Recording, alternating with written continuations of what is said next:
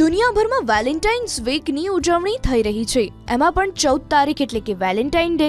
પરંતુ અહીં વાત કરીએ પાકિસ્તાનની, તો પાકિસ્તાનમાં વેલેન્ટાઇનના વિરોધમાં હયા ડે ઉજવવામાં આવે છે. તમે વિચારતા થઈ જશો કે હયા ડે એટલે શું? તો હયા ડે એક અરબી વર્ડ છે, એનો અર્થ શરમ અથવા તો વિનમ્રતા એવો થાય છે.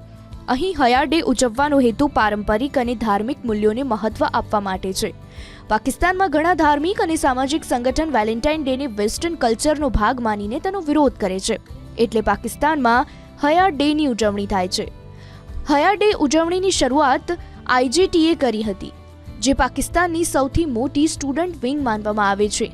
આજના દિવસે પાકિસ્તાનની રાજધાની ઇસ્લામાબાદ, કરાચી, લાહોર, પેશાવર જેવા મોટા સેન્ટરોની કોલેજ અને યુનિવર્સિટીમાં પોસ્ટર સાથે રેલી નીકળે છે અને નારેબાજી કરવામાં આવે છે. પાકિસ્તાનમાં છેલ્લા કેટલાક વર્ષોમાં હયા ડે ઉજવવાનું ચલણ વધ્યું છે, જ્યાં વેલેન્ટાઇન ડેને ધર્મ વિરુદ્ધ માનીને હયા ડે ઉજવાય છે, એટલે ત્યાંના યુવા વર્ગને વેસ્ટર્ન કલ્ચરથી દૂર રાખી શકાય.